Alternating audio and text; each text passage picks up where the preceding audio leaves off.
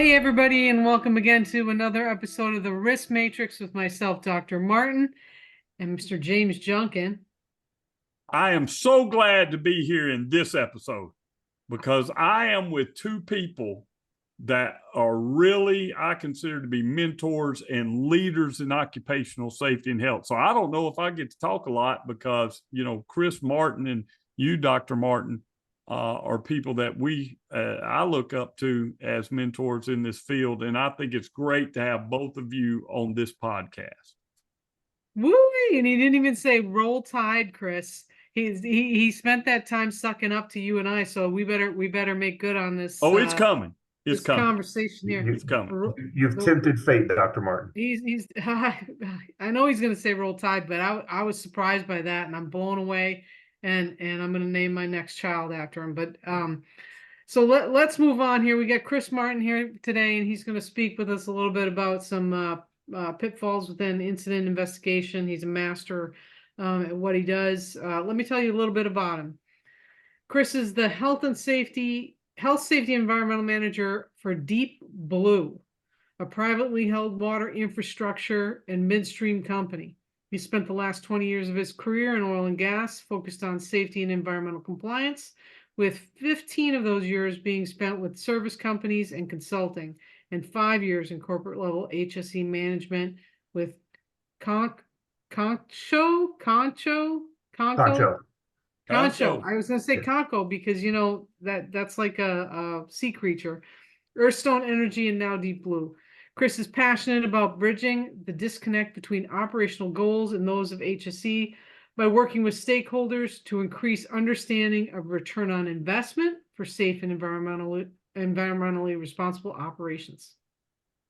His unique perspective has evolved from starting several successful businesses and decades invested in research, teaching, and speaking on dispelling the myth that safety is a financial burden to a company. Listen up, folks.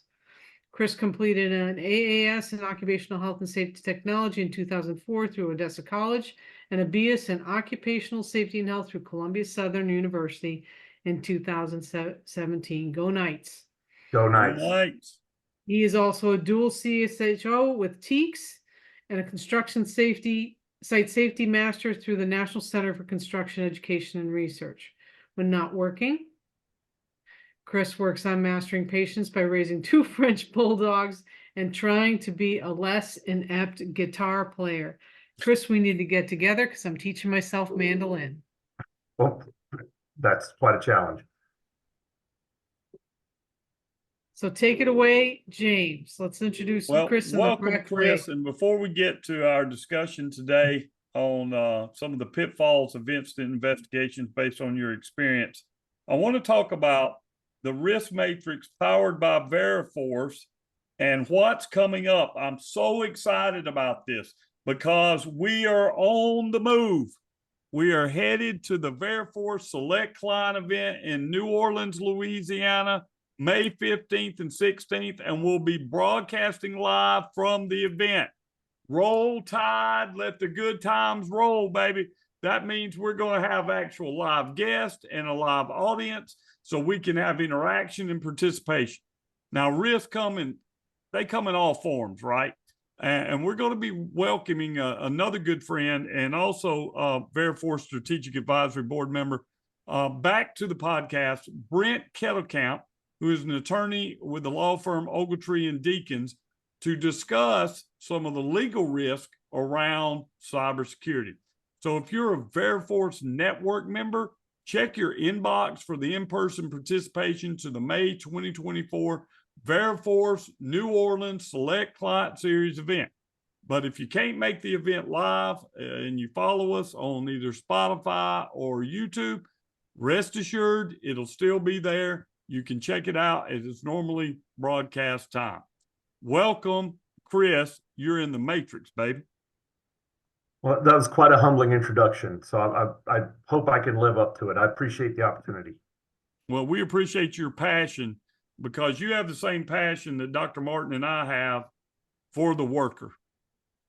We can absolutely. We both, all of us have degrees in occupational safety and health, many years in occupational safety and health. And I enjoy a good theory debate as much as anyone else.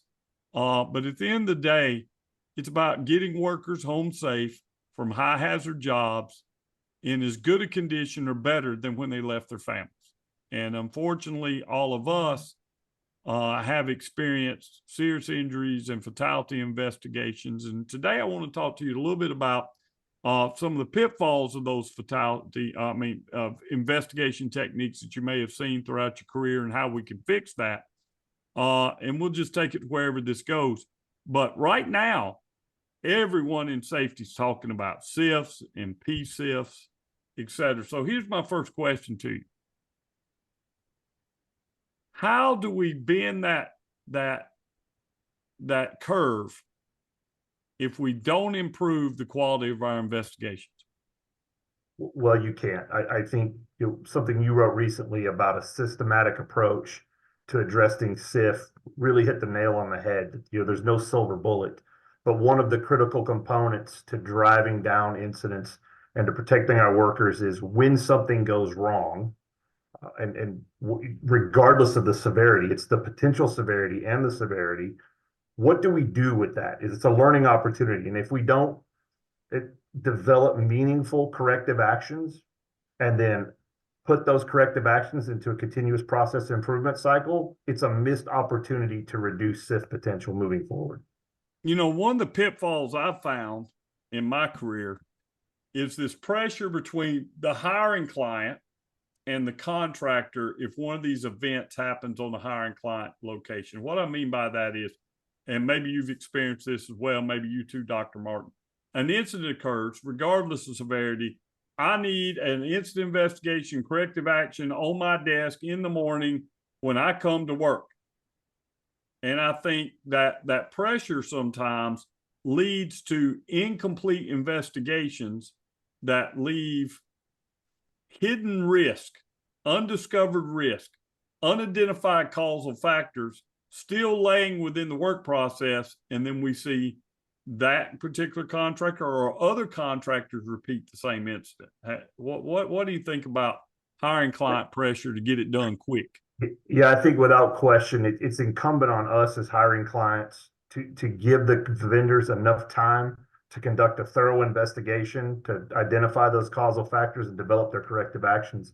And I would also challenge all of my peers who are, like me, working for a hiring client, that if your vendor doesn't have the resources and respective of compliance with your legal department's requirements, without doing it for them, we should be engaged in coaching them and helping them get better. Particularly the smaller vendors are not going to have access to somebody with your kind of horsepower, to do an incident investigation for them. A lot of times it's somebody who may be wearing a few hats. They may be new to the industry because of the pay scale available to that vendor. And so I would challenge those of us who do what we do to give them the time that they need. And if they need some coaching, again, without doing it for them, let's give them that coaching or point them in the direction of resources like those provided by Veriforce or other highly competent vendors that can help them work through those incident investigations and develop those corrective actions that we need. That's one of the reasons I'm really glad Veriforce expanded its Veriforce Expert Services department. For years they've done deep dive contractor assessments, but now they've got a whole catalog of expert services, such as incident and accident investigation experts, certainly all the way up to OSHA investigation representation. All that was designed really to help that small contractor that you're talking about. That person that's got 50 people in their company that has a tragic event. Nobody wanted it to happen. It did happen. Let's figure out why it happened. We've got legal considerations we have to consider. We have the relationship with the hiring client we have to consider. We have OSHA often investigating that we have to consider. So, I'm glad that we have those resources that are available and encourage hiring clients to make that referral to some of the Veriforce Expert Services team if they see someone struggling. Many times in my assessments, one of the things we do proactively at Veriforce and also in my private practice, I know Dr. Martin does this as well, is deep dive contractor assessments where we're trying to identify gaps in the contractor safety management system prior to there being an incident. You know, Dr. Todd Conklin calls it pre-accident investigations, right? Where we're trying to be proactive in this measure. Many times when I ask the safety professional, what is your incident and accident investigation methodology? A lot of times they look at me like I got four heads, you know? Right, right. You know? Right. Has that been your experience? Yeah, so it definitely made my list of the six, right? It's not having a methodical approach that's, you know, in your organization. And I'm not married to any, whether it's Taproot or Fishbone or 5 Whys or event and causal factor analysis. I don't care what your methodology is. It needs to fit your organization, and your personnel need to be trained in it, and you need to follow it.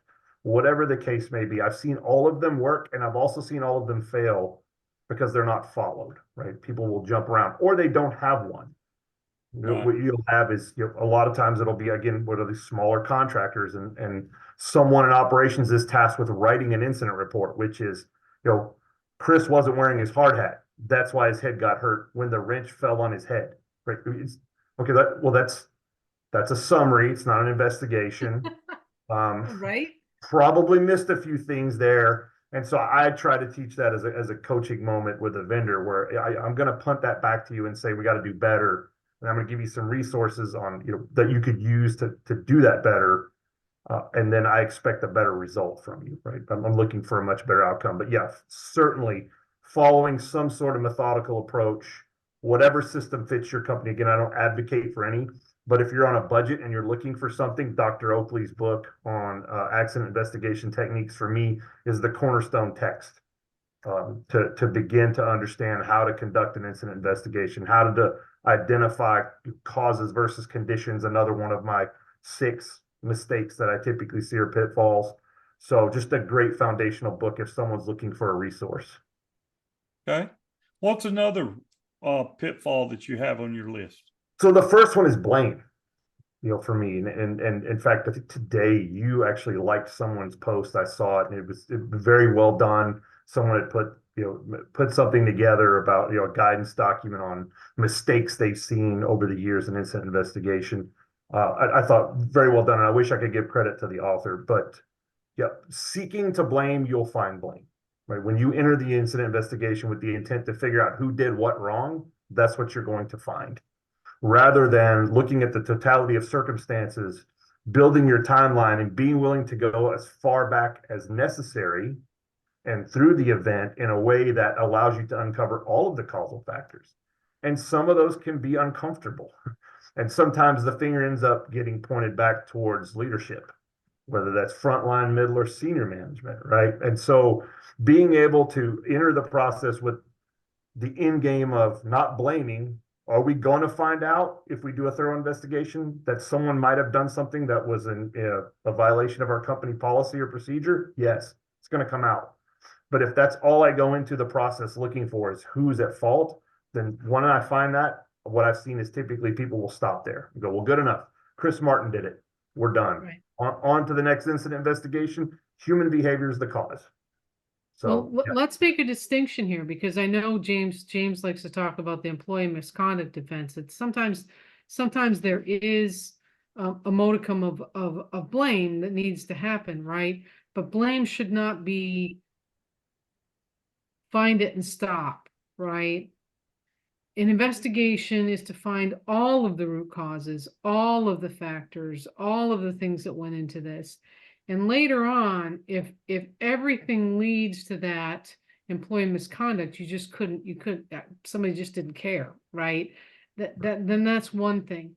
But you can't start with the end in mind, right? I think that's a famous quote from somebody, but you cannot start with the end in mind. You have to get it all out, and then and only then can that be somewhat of an outcome, right? That there Right. is some blame involved on a particular individual because they just don't care, and there's No. nothing you could have done about it. Exactly. And Is that- most of the time, employee misconduct, unpreventable employee misconduct offenses fail for a variety of reasons. And probably the number one reason is that wasn't a true causal factor in the incident, right? Many times, I see people jumping to this person didn't follow this policy, this person didn't follow this procedure. When in fact that I love Reason's quote, and I love to say it, you know, that worker's actions were the lethal brew to a or the final garnish to a lethal brew that has been long in the cooking. So, you know, looking beyond worker actions, the one thing I'd say about blame is this: many times we don't intend to have blame. We say we don't want blame. We want people to feel psychologically safe with our organization. But how we conduct the investigation sure feels like a witch hunt to James. Okay. I'm not going to name the operator, but it wasn't long ago that whenever there was an incident, they got everybody together, and then a high ranking official from the C-suite of the operator would come and try to learn, and that's good. They would try to learn how things transpired. But at the same time, while they're doing that, they're cross-examining people. And why did you do this? And what was in your thought process to do that? And why didn't you do this? And it felt like it was blame. So I just caution people, be careful, even though you say we're not trying, we're here to fact find, not fault find. We're not here to blame. We're here to find out what happened to get better. Be careful about how you conduct your investigation and what tone it's in, because it's not what you say, it's how those employees feel.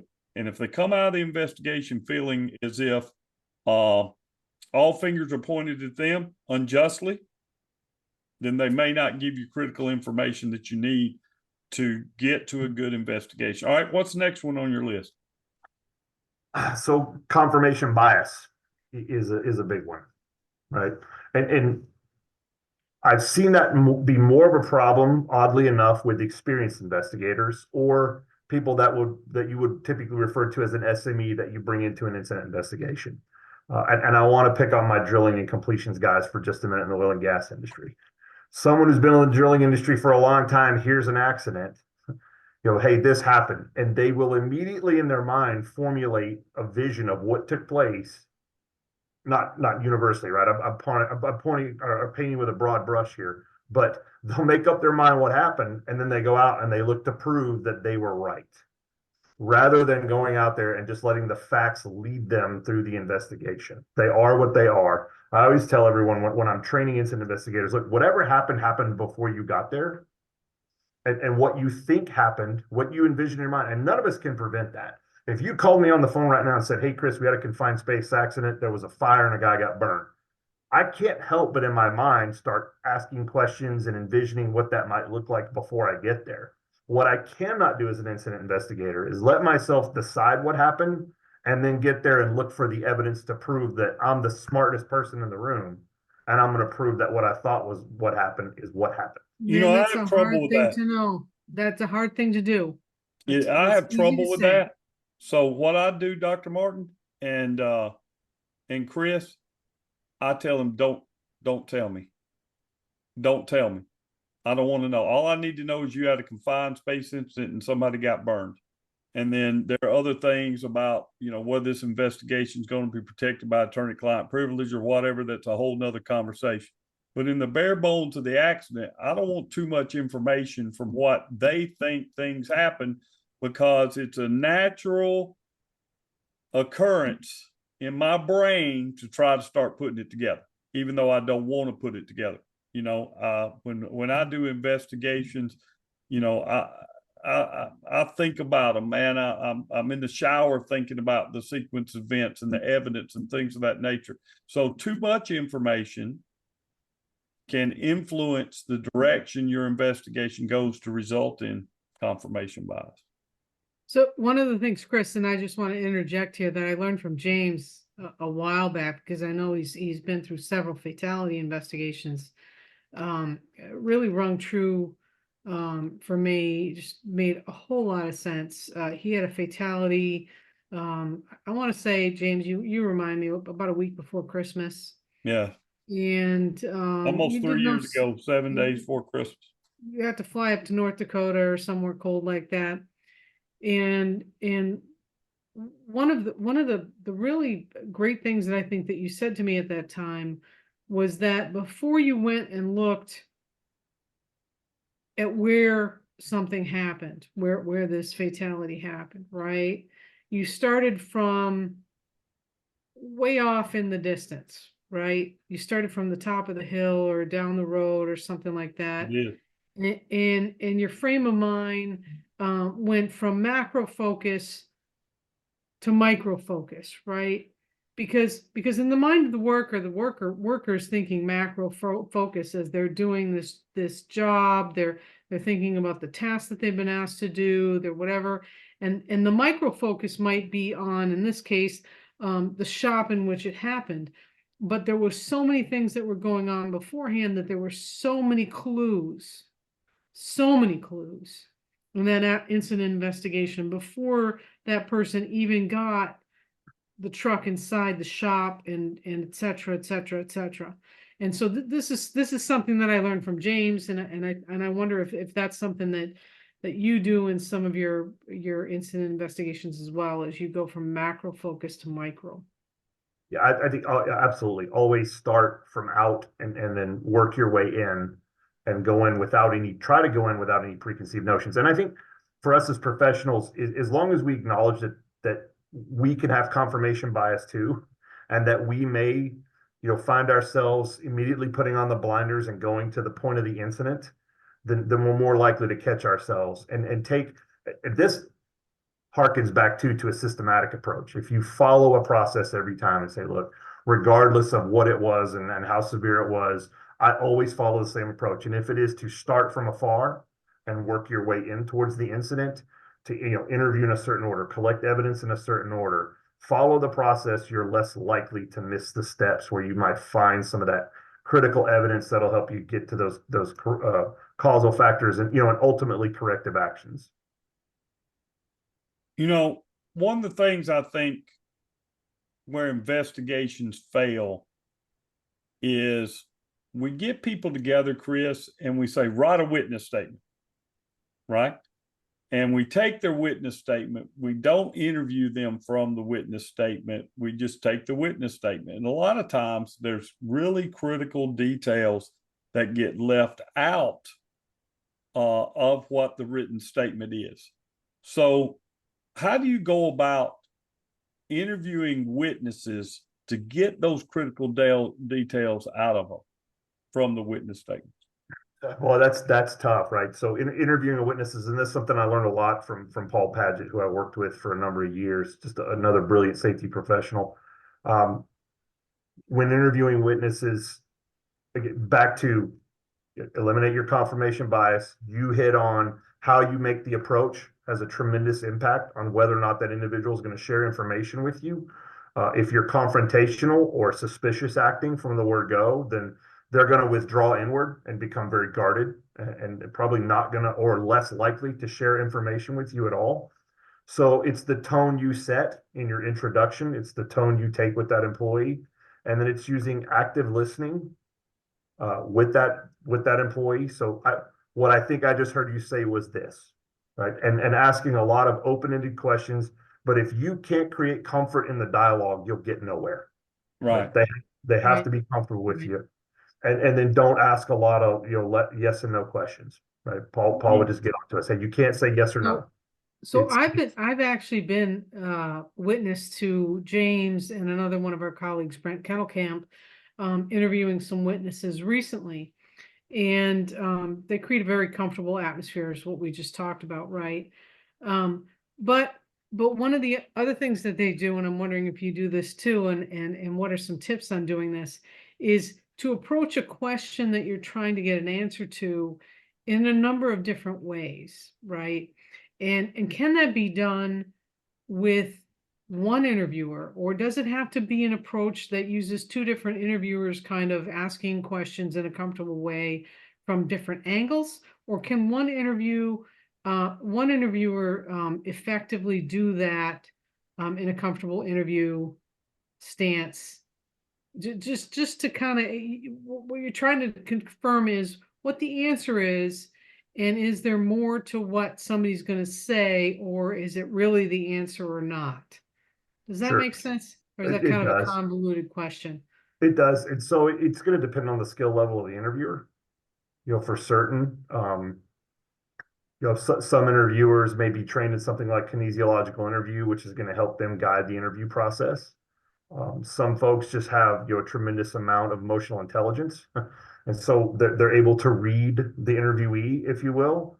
I'm not a big advocate of stacking interviewers across the table from somebody. More than one begins to feel like an inquisition right at one time. If I'm sitting across the table from the two of you and you're asking me questions, I'm going to instinctively get nervous.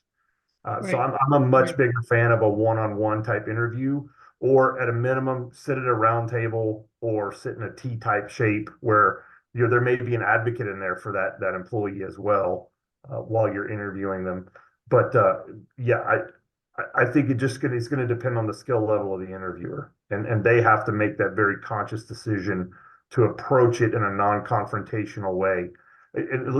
The first question I teach people about interviewing that you have to ask yourself is, are you even the right person to interview this employee? Right. Right. I may be emotionally attached to the outcome of the incident if it's my own company. What if the guy that got hurt in the incident may have gotten hurt because of this employee, but I barbecue with him on the weekends. He's my neighbor. Maybe I'm not the right person to actually even do the interview. And that's kind of where I wanted to go, related back to your point of pitfalls, is how you interview, who does the interview can contribute to the confirmation bias. And you have to be careful that you got the right interviewer in the right technique, interviewing the right person with the right questions. Leading questions will get you to confirmation bias quickly. Yeah, absolutely. Yeah, you got to take a lot of caution. That's part of the interview technique, is not asking loaded questions, right? It's asking the open-ended questions. And then what did you do? And then what happened, right? Walk me through your thought Who, process. what, where, when, why. Exactly. That's ultimately what we want to know. Yeah, I don't want to say, and so then you did this, right? No. Now, I may, using an active listening technique, if someone says something and I say, well, then I engage the pump when I read this on the gauge, and I'm making notes. Okay, what I think I just heard you say was, when you saw this pressure reading on the gauge, you engaged the pump. I may ask that kind of question for confirmation, but I'm not going to lead them to that answer. Right. I need to use those open-ended questions to let them get clarify, but don't coach. Yes, sir. Exactly. So what's next on your list? So conditions versus causes, which is probably my favorite one to talk about. You two have been at this long enough where I'm sure you've seen countless incident investigation reports where they say the cause was, and you look at it and instantaneously that's a condition and not a cause. And the way that I teach this to new incident investigators is, if you were to go to the doctor today and say, "Doc, my nose is stuffy, my head hurts, I'm having a hard time sleeping, I'm coughing." Okay, take a decongestant, take this, take that. Let's see if you get over it, call me back in a few days. So 3-4 days later, I'm back at the doctor. "Hey, doc, stuffy head, headaches are getting worse, eyes are puffy and watering. Okay, here's some more decongestant and here's some Tylenol, take this." If I keep doing that over and over and over again, what's the doctor treating? Conditions. At some point, I need you to diagnose me with a cause. What is causing these things to happen? So that's the difference, okay? Changing conditions won't always change. Don't mask the symptoms. Yeah, exactly, right? So if you treat conditions, you won't necessarily, in fact, likely won't stop that type of incident from returning, right? Or occurring again, and even in a slightly different way. This is the wonderful thing about the way Dr. Oakley teaches multiple causation theory and domino theory in his book. And he talks about it if you ever get a chance to go to one of his lectures. Whatever that cause is, if I stop it, if you think about a line of dominoes, if I put my finger on one domino and I knock them over, it'll stop on that one. But the reality is that behavior, that choice, that process structure, that engineering design, that material selection appears more like one domino starting and then the pyramid's out. And so every time I address that one domino, I'm putting my fingers in multiple places through this this structure. And if I start all the dominoes from being knocked over, every place I put my finger, I've stopped lots of other dominoes from falling, right? And so the example here is if we had a fire in a facility where we're working, let's say it's an oil and gas production facility where you have hydrocarbons consistently moving through the facility. And I hire a welder and he goes out and there's a fire because he, struck a torch inside the facility. We do our investigation. There was a leak of fuel. There was some sort of ignition that a gas leak, right? Maybe coming off the heater treater. Feed gas line was leaking. He struck the torch close to it. It ignited. Okay. I know what happened here. That's that welder. So anytime someone goes out there and welds, I want you to go and put a gas meter next to the heater and check the LELs at that gas meter. We now have a procedure to stop that incident from happening. Well, then the next week, somebody goes out there to power wash, and they've got a heated power washer, and they park it on the other side of the facility where the gas sales line is, and it happens to be leaking. And the gas reaches the heating element and the steamer trailer, and boom, I have another fire. You know what? We need another procedure. Because what caused that was that steamer heater. So every time we're steaming from now on, we're going to go test for LELs at the gas line. Do you follow where I'm going with this? Are you seeing? Yeah. Instead of saying, hey, anytime there's a potential source of ignition, we need to identify where that potential source of, we're introducing a source of ignition where there's a potential source of fuel. We need to rule out that possibility. Right. Hot work, right? So that's an example of, instead of addressing a condition, you're addressing a cause. Air, fuel, and heat come together in sufficient quantity, fire or explosion. So what step can we take to stop that from happening across the board? Well, hot work is a darn good process if you'll follow it, right? As long as your meter is calibrated, you're testing at the correct frequency, whatever is necessitated by the job, that's a cause, not a condition. Mm-hmm. So, I like to I love Decker, right? And he's like, behavior is not a cause. Behavior is a symptom of deeper trouble within your safety management system. But he also clarified that statement. And he said, we are not talking about overt acts that can be sabotage, almost terroristic. People that I like to say in my country vernacular that just don't care. I'm going to do it this way regardless, or I'm going to turn this valve regardless. There's not a safety management system on the planet that can account for, I don't care. I'm going to do this. I'm going to do this out. So all those people aside, right? We understand those people exist, but they're in the minority. Those people aren't causing the deaths of 6,000 workers in the U.S. a year. And nobody comes to work to die. So in these investigations, behavior in worker behavior and management behavior is something to look at. But do you find that many times, at least the preliminary investigations really come back to the actions of the worker almost exclusively, and that the almost exclusive remedy that you find from investigators is the corrective actions retraining? Yeah, absolutely. And sadly, in 2 decades, that's rarely veered off course.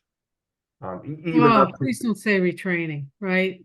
Yeah, well, that is, the running joke is that, you'll see this from our perspective. We'll see an incident investigation, and sometimes these clients our vendors will even hire somebody really talented to do an incident investigation for them. And I'll get this fancy 12-page report with timelines and pictures and graphs and charts and corrective actions. Held, stand down, retrained employee. Yep. But yep. Are you sure? Or what's the hierarchy of controls? Yes. Yeah, they're not even addressing that, right? They're not working. We're not even getting basic. Sometimes here, right? I'm like, how can we retrain them, bro, if you didn't train them right in the first place? Right. Why don't we right. retrain the investigator in the hierarchy of controls? Yeah. So I always challenge when they say, well, it was employees, behavior. Okay. Well, what do you mean by behavior? So I'll put them on the spot. And the answers vary. I personally am a big fan of the old behavioral model: overload, inappropriate action, appropriate response. Define to me what you mean by behavior, because that's such a broad term. Behavior can mean so many things. And if you tell me it was an inappropriate action taken by the employee, okay, well now where's the evidence? Where's your justification that the action was inappropriate? Were they trained? Do you have documentation of the training? Can you validate that the training was comprehended? Right? Has this worker ever been disciplined for this before? Has that management, whoever their frontline management is, what was their interaction and their responsibility? So many more questions have to be answered beyond the employee did X. Right. Amen. Amen. And here's another thing, right? By not doing the right thing in the hierarchy of controls and other processes and etc., we create behavior, right? The company creates behavior, right? And again, I'm just speaking from my own perspective, right? An employee may act a certain way because of the controls we put in place, the controls we didn't put in place, the things we supplied them, the things we didn't supply them, the processes we saddled them with or didn't saddle them with, and maybe yes, maybe training, right? But behavior is not as simple as they just decided to do it this way. It comes back to, I think, Dr. Martin, they didn't do what we told them to do. But we have to ask the question, why didn't they do it? And we're really good at making moralistic judgments that this person, nobody comes to work to get seriously injured. Nobody comes to work to die. If you designed the system of which these people work, when I say system, I mean the conditions, the tools, the methods of training, everything in there, where there's an opportunity to make mistakes, to be human, to succumb to the pressures of working 12 hours a day in the hot sun, having drove 2 hours to the job site and 2 hours from the job site. If you can't stand as an investigator in the feet of those people that do the work, you're probably not going to find all of the causal factors to the incident. And that incident will probably repeat itself, and it may be at a greater severity. So yeah, I think we're all in agreement there. I think I'd like to just touch on something that Dr. Martin said, and I want to give credit to another Dr. Martin. It's my brother, Dr. Adam Martin at Texas Tech, who's has a doctorate in Austrian economics, and he taught me about the concept of emergence, that order will emerge, right? And whether that all employees will make decisions in which the context they're presented. Now, if that context is these are our expectations, you're trained, your supervision is holding accountability to meet those expectations, there's retraining and redirection when necessary, then you're more likely to get the outcomes you want. But when there are no policies, or the policies are substandard, or the engineering is lackluster or less than adequate, but you tell the employee to get the job done, order will emerge. They will do something to get the job done. Right? Out here, you'll hear people say in West Texas that they're going to make a hand. If you tell them to do it, they're going to try to make a hand and do it. So if the organization fails to provide all the things, James, that you just alliterated, then that's on the organization. There's a leadership failure, whether that's accountability or allocation of resources. There may have been a process design failure where we failed to do a PHA or take into account the potential hazards and exposures. But it'll always get lumped back to the employee. Well, they weren't supposed to do that. Well, are they sure they weren't supposed to do that? Because in their mind, they might have felt like that was the right course of action based on what limited information and equipment and training and accountability you presented them with. That's the context in which they had to make the decision. Right. Right. What else you got on your list? So we kind of talked about a little bit already. It's corrective actions. And what I see is either there's no corrective actions or they're ineffective corrective actions. So, again, I always tell everybody, like, if you're going to do an incident investigation, what's the ultimate goal of the incident investigation? And the first answer you usually get is, what do you think? To figure out what happened. And I go, wrong. It's absolutely not. The only purpose of doing the incident investigation is to stop that thing from happening again. Absolutely. Every action you take, every step in the process must lead to the implementation of effective corrective actions. And everything. As many controls as we can put in place. Yeah, absolutely. Absolutely. Make sure that this does never happen again. Exactly. And so it is, then how do we, what's the standard we have to set for ourselves as professionals and within our organization for a corrective action, right? Well, what does that look like for us? And how do we present those options to management? Some corrective actions may be near term or short term. Some may be long term, depending on allocation of resources, the time it might take to implement it. Now, if it's an engineering solution, I can't go to the engineering team and say, this is wrong, right? Now, ideally, they're involved in the incident investigation process with me, which is another mistake people make, is they Ideally. don't involve Ideally. the operations or engineering teams in the investigations and the development of corrective actions, much less the implementation. So to say it was an engineering problem, we need you guys to figure out how to fix this, and the deadline is Friday. By the way, it's Thursday. We need an answer. So these things take time. It takes time to figure out how to do things correctly. And so the implementation of corrective actions, most critical piece of this, give yourself a realistic timetable to figure out what those corrective actions are and to implement them. And then the last thing is failing to verify their effectiveness or make them evergreen, right? So, put them back in that continuous process improvement cycle, right? Right on, brother. Way to finish, right? Did it work? Too many Did it times, work? we'll finish there, Chris. Too many times what I see is we get a corrective action. Typically it's stand down, retrain, it's ineffective, or we put a corrective action on a piece of paper that has longer term goals and longer term to implement. But as soon as we get our hiring client satisfied, it goes in a drawer. We never think about it again. We're happy we're back at work, and we breathe a sigh of relief, only to leave move on. that hazard, that condition, that causal factor within our management system. It comes back to bite us. Well, I think this has been great. Chris, we want to give you the last word. You got anything else? Gosh, thank you both. This is great. I love engaging in these conversations. And I want to make something very clear. I'm nothing more than the amalgamation of all the mistakes I've made over the years and all the lessons I've learned from people smarter than me. So if anybody would like to reach out to me to pick my brain, feel free to do so on LinkedIn.